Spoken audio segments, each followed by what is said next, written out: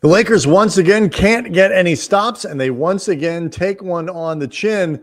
Tough Christmas night against Houston. We'll break it down next.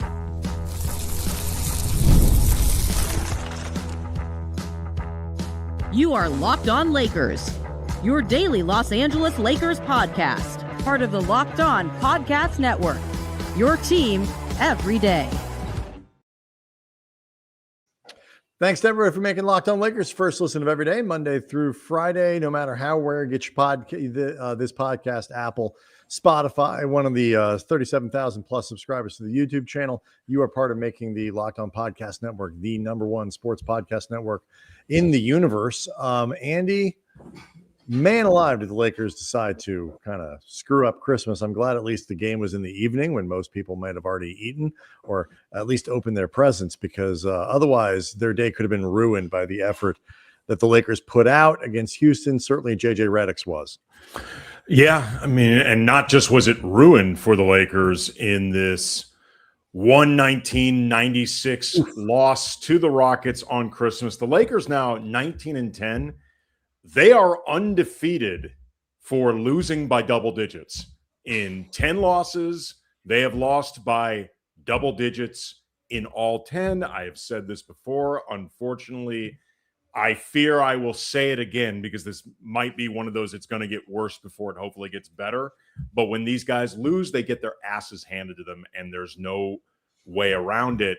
But in a lot of ways, the Lakers, they were ruining Christmas for their fans right from the jump, because the Lakers, in a lot of ways, I think laid the foundation for losing this game, not just in the first quarter, but early in the first quarter.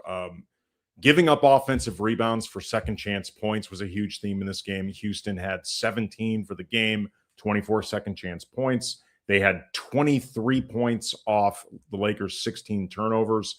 The Lakers they gave up 4 offensive rebounds in the first 3.5 minutes of this game. They had given up 6 points off turnovers in, I believe, the first 4 to 5 minutes of the game. Luka had 4 turnovers in the first 4.5 minutes.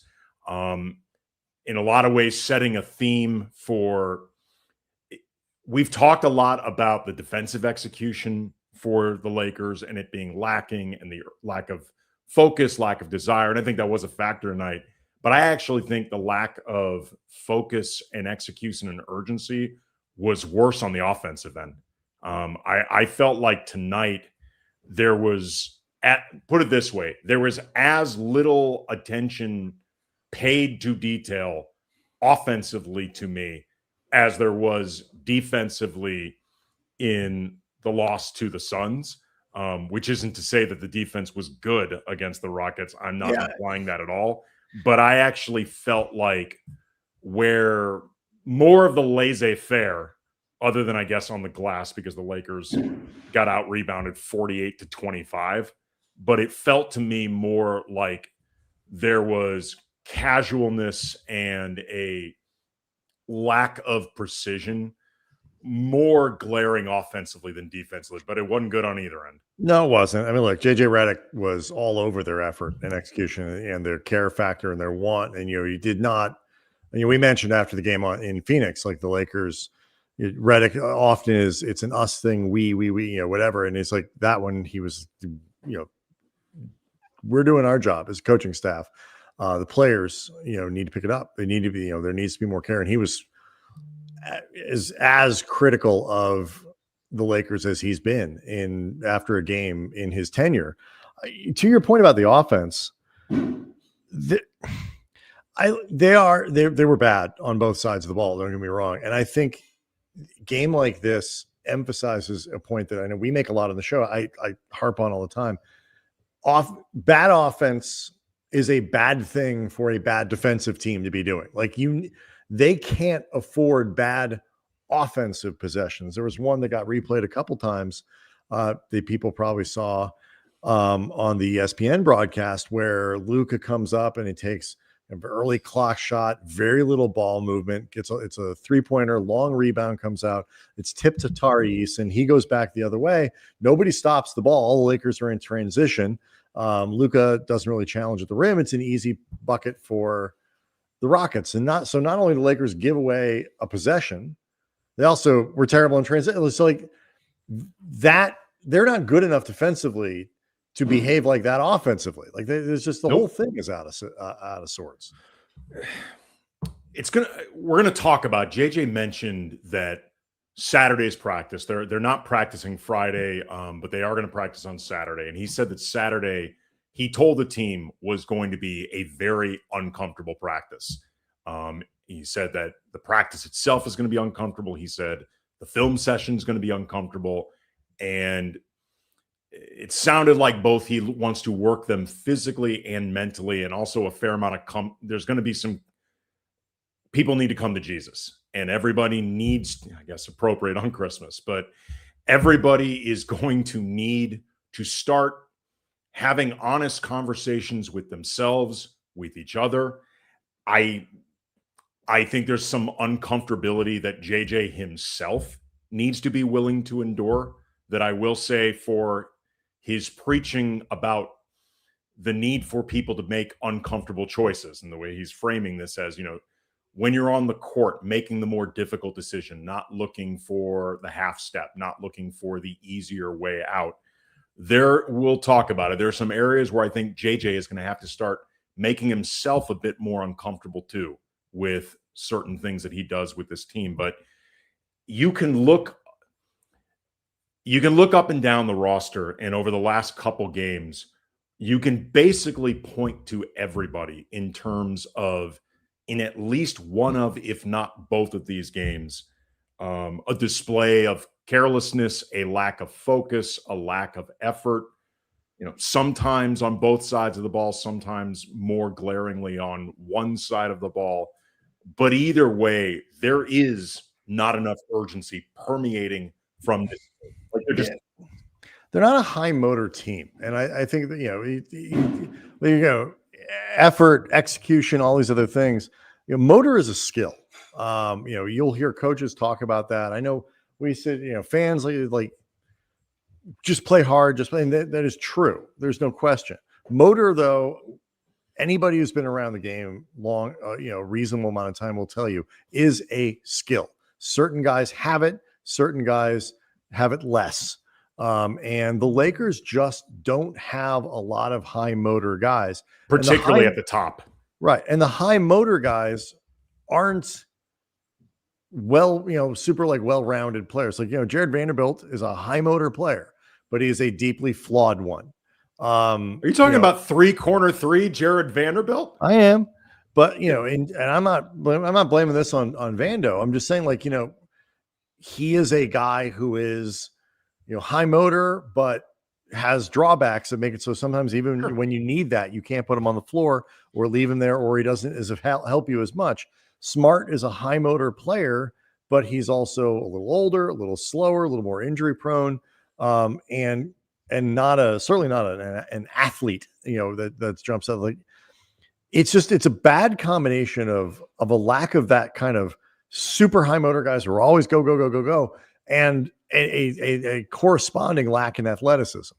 So, I feel like what we've seen over this now 3-game losing streak, and really over the last couple weeks with their defense, is just the shortcomings of the roster kind of laid bare at a time where the offense, for a bunch of reasons, Reaves been in and out of the lineup, and Austin was hurt in the game. Should mention this earlier. Austin left the game, only played 15 minutes, re-injured the same calf, so who knows how long he's going to be out.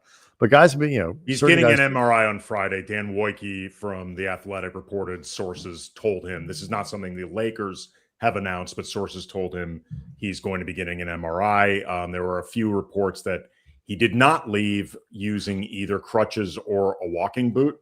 So I guess that's potentially something good, but clearly JJ said he didn't have a lot of details after the game. I saw a report that DeAndre Ayton actually threw him over his shoulder and carried him like a sack of potatoes. So that might not be good. But there are all kinds of reasons. Luka hasn't been as good. since that he was in the first 3 weeks of the season. Hard to keep that up all season long.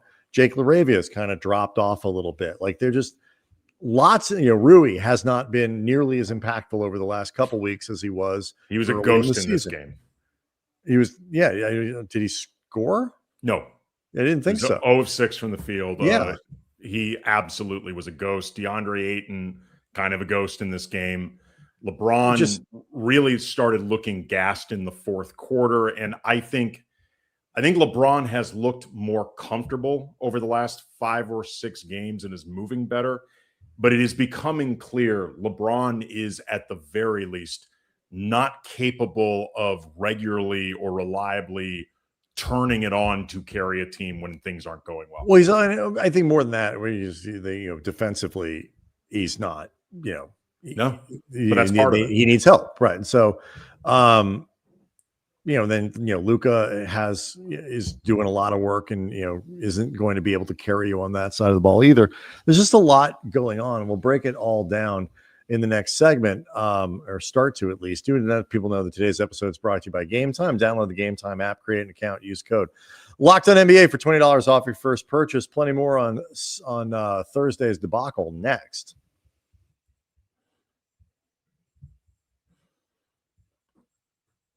Locked On Lakers is brought to you by Robinhood. Nobody knows your money goals better than you. Robinhood puts you in control with your money with tools that work as hard as you do, locking in on every opening, beating your PR, beating it again. Channel that drive into your money. Robinhood puts you in control of your money.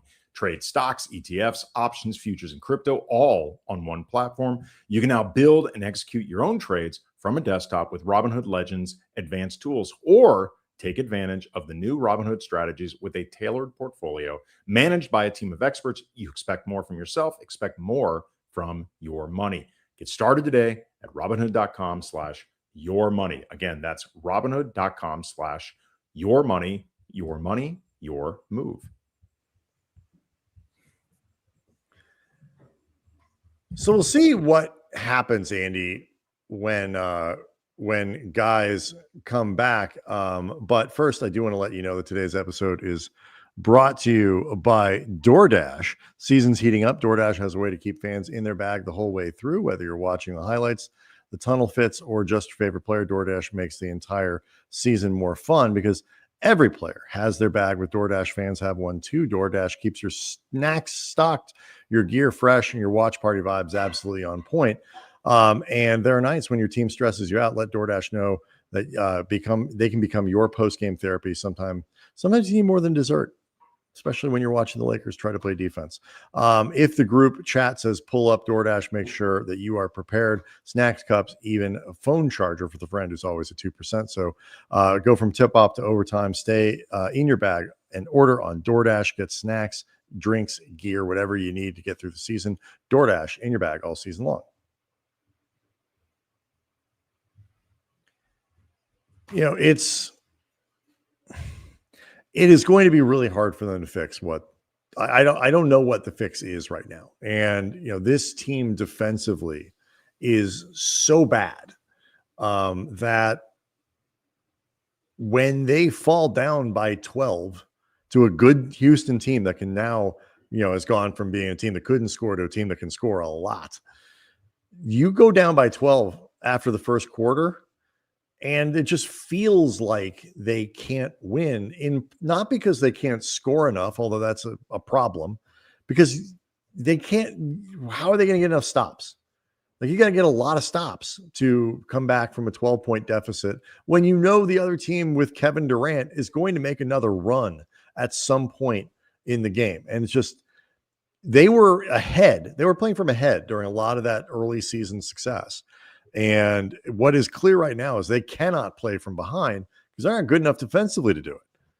They entered this game scuffling just like the Lakers.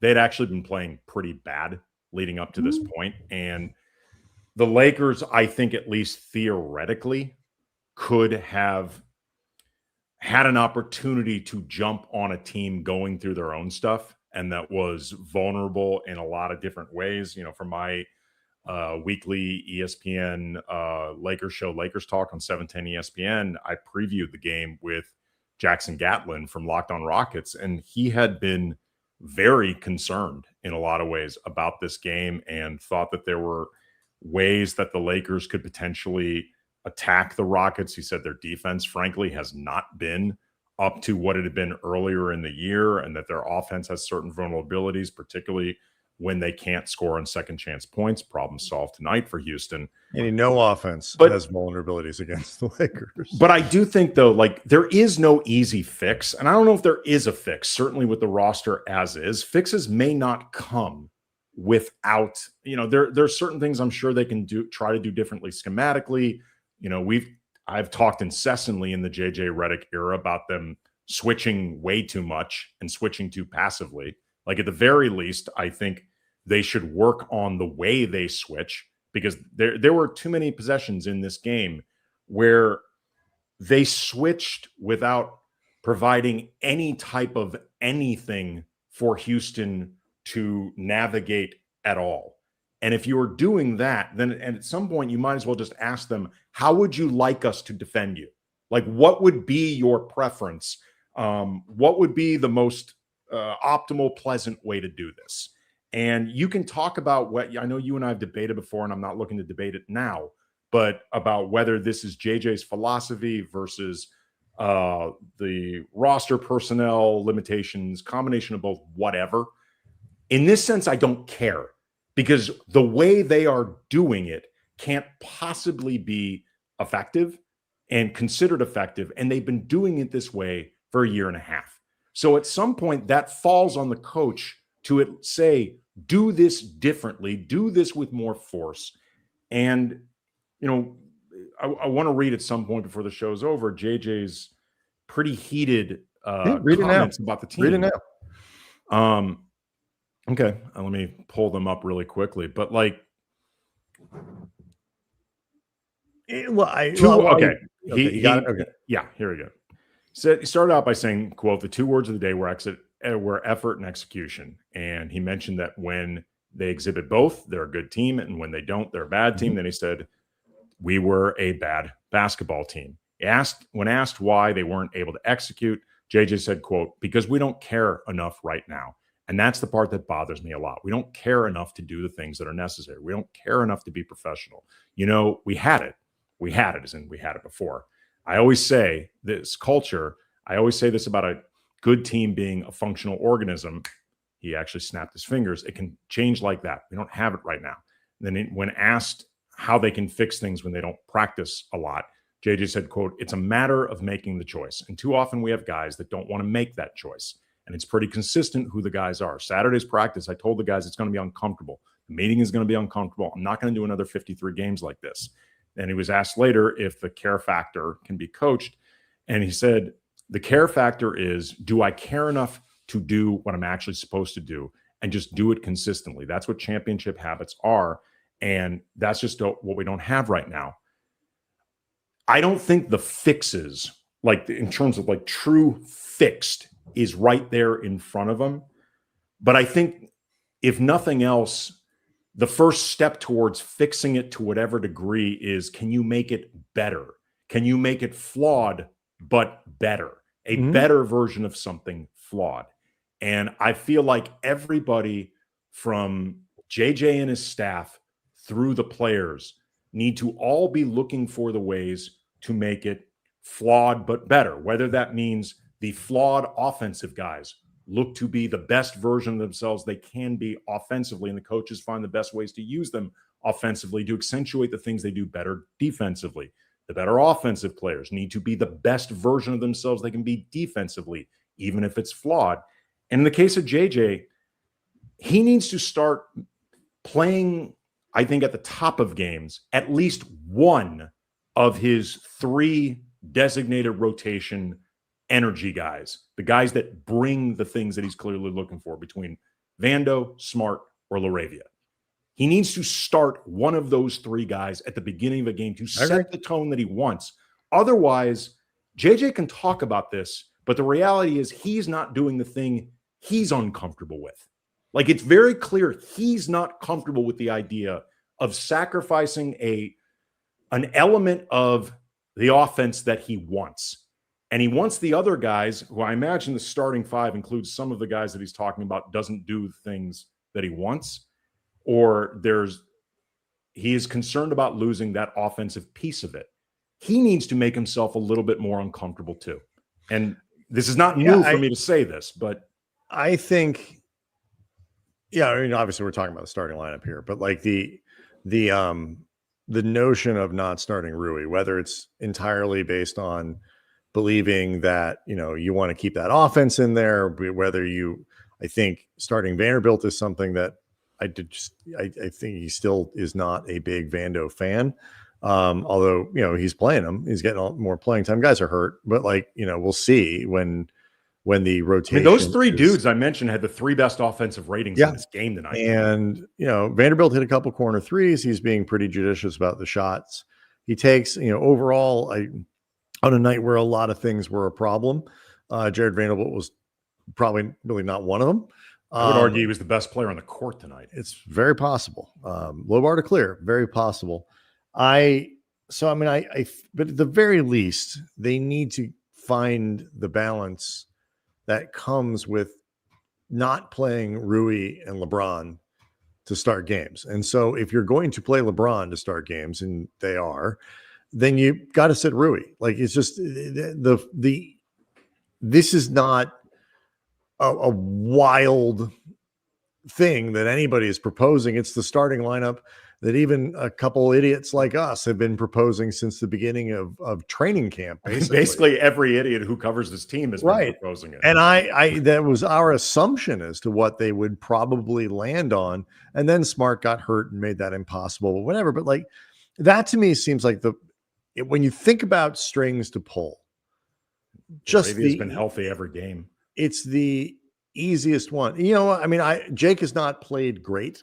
But he brings that thing. Right. Well, exactly. That's what I was going to say. It's like, you have, he still provides a certain level of energy. And I love Rui. Rui is not an energy guy. No, so he's not. We'll stay on this and figure out maybe what else is going wrong here next.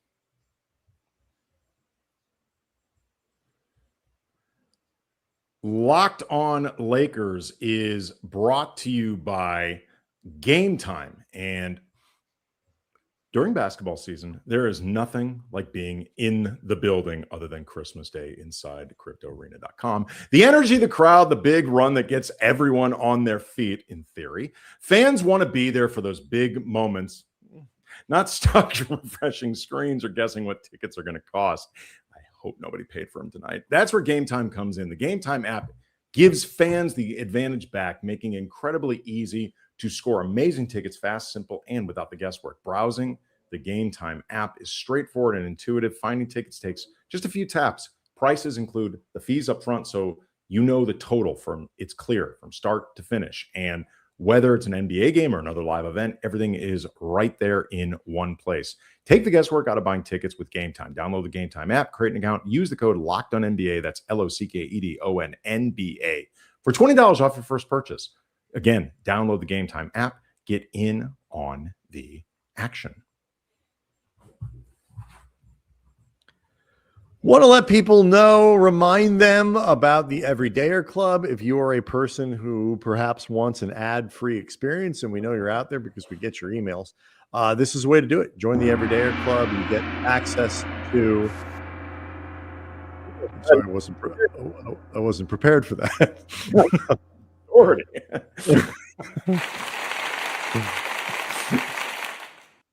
Okay.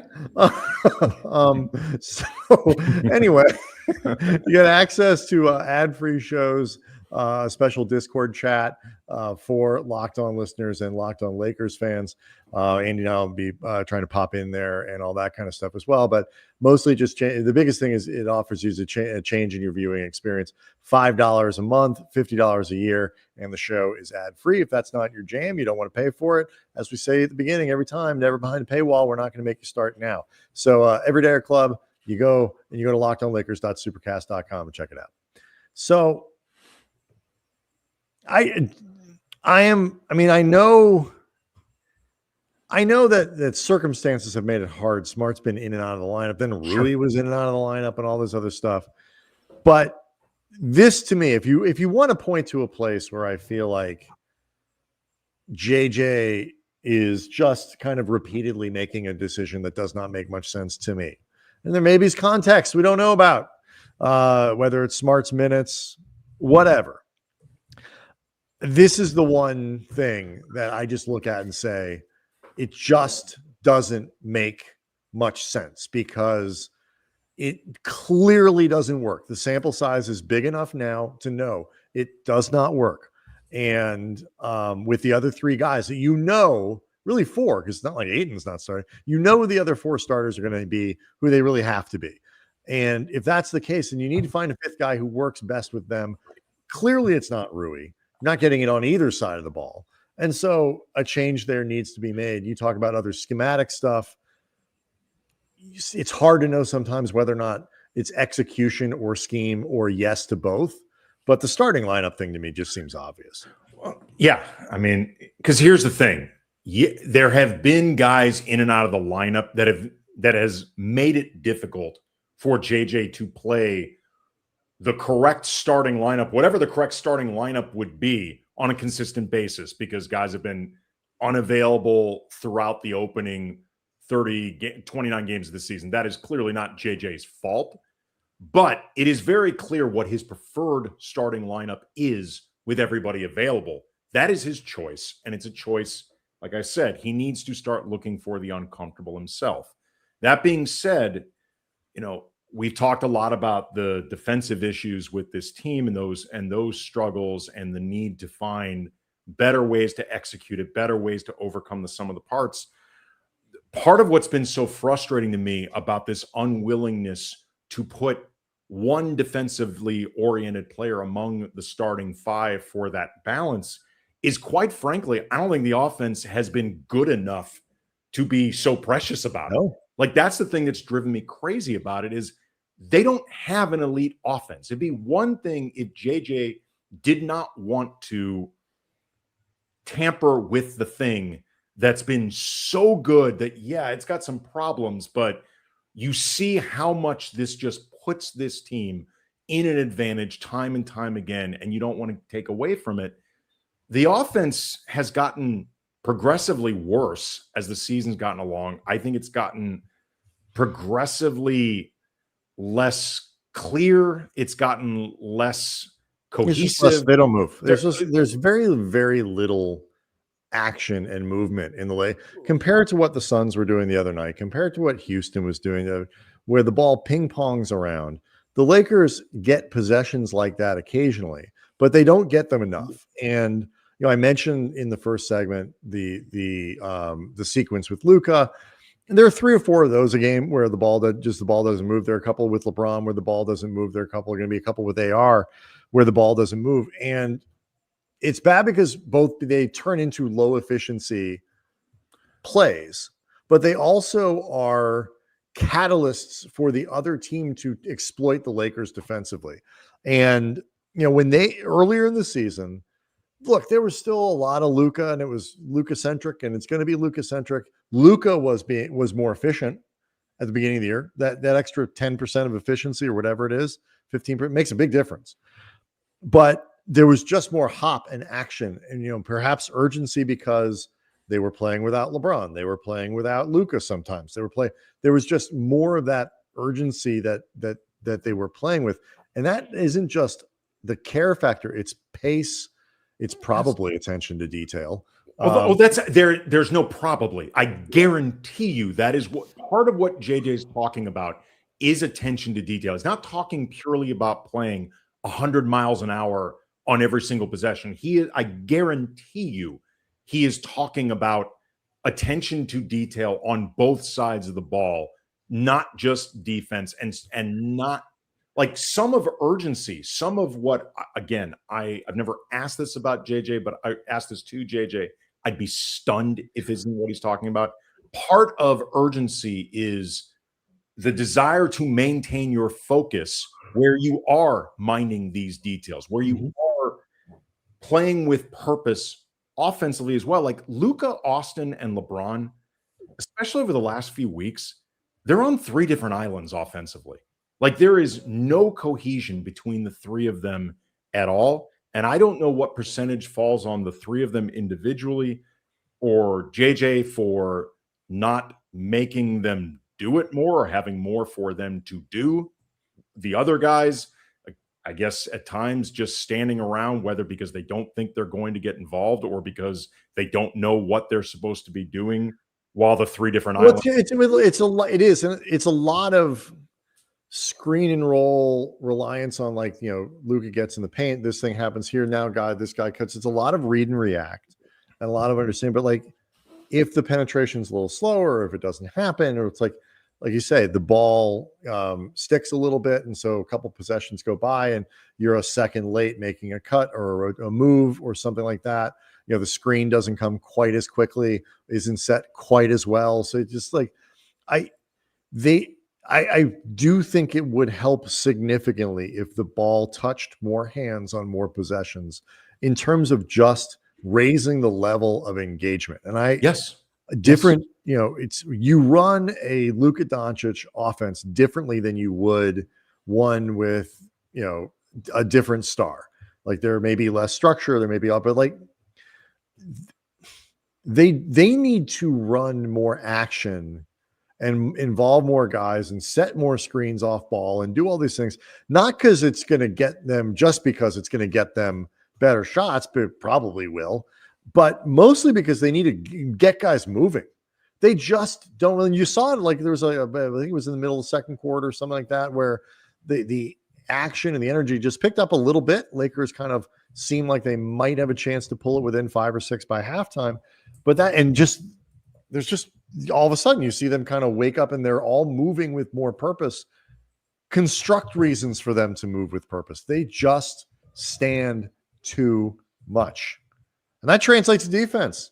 You're a half step slow offensively, you're going to be a half step slow defensively. Half step slow. Yeah. They just, I really hope, one of the readers in the chat asked, is do you see, because sometimes they lose and you can pull some positive stuff out of it. There's nothing really I think you can pull from these last 3 games and the way they've been playing defense really for the last couple of weeks that's particularly positive. I think, if you were looking for something, he was horrible against Phoenix, but overall, I think you could say Vanderbilt has kind of rehabbed his value to the team and things like that. But beyond that, and a lot of, I know, Andy, you would argue it, it was probably always there.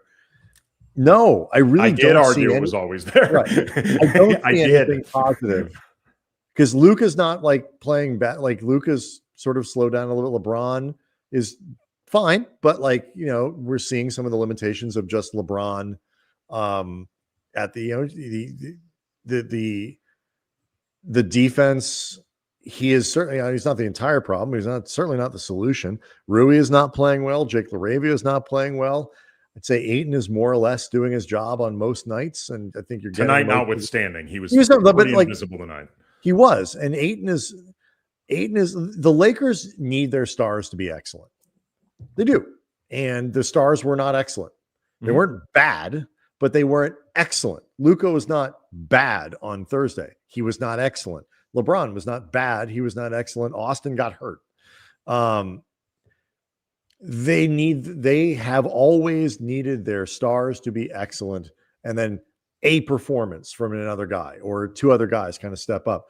Ayton you shouldn't have to be depending on DeAndre Ayton to be good really good in 85% of their games. He's more of a 75% guy, 3 out of 4, and he's been doing his job. Marcus Smart, I'd say mostly he's doing that, but he's a limited player. Like, there's certain things you can't rely on him to do. So it's a bad combination right now of the energy and the vibe around the team, which was so good before, is now really bad. And that now is starting to lay bare some of the shortcomings in the skill set and in the roster construction. And guys probably just aren't playing real well right now. And that'll even itself out, but is it ugly right now. Look, this meeting that they have on Saturday, this practice, however much of it is on court, however much of it's in a film room and talking, it needs to be as uncomfortable as JJ promised it's going to be. And it needs to be uncomfortable for everybody on that team, including the staff. And I would say that if it is not properly uncomfortable, tangibly uncomfortable for everybody, if everyone on that team who plays significant minutes or is a coach does not hear at least one thing they don't want to hear, then this thing wasn't executed the way it needed to be. JJ had an interesting answer when it asked something to the effect of, could the players not bringing it, so to speak, regularly lose their minutes, or could they start seeing their spot in the rotation threatening? JJ said, I've tried everything, and I don't know if he meant he's tried everything in terms of convincing them, or he's tried everything in the sense of I've given other guys shots, and I know they can't handle it. So I don't think that's a string he can really pull. Right. It's not like there's no 11th or 12th guy for the Lakers that there's no. He's given Tyler Dalton Knecht Kolek plenty of opportunities. Right. He's given Nick Smith plenty of opportunities. New York, all of a sudden Kolek on, Tyler Kolek's been really good, or like a Jalen Tyson on, on Cleveland, who's been able to kind of crack into the rotation, and they've got players there that can, that aren't playing that could. The Lakers don't have anybody who's not playing who could or should. Right. So that's a tough string for him to have to pull. We'll see what happens over the weekend. They need to get better, and they need to get better quickly. And right now, at least, it looks like that's going to be a tall order. Locked On Lakers on YouTube is where you can hang out with over 37,000 subscribers. Do check out the Everydayer Club if you're interested in having that ad-free experience. We'll see everyone on Monday.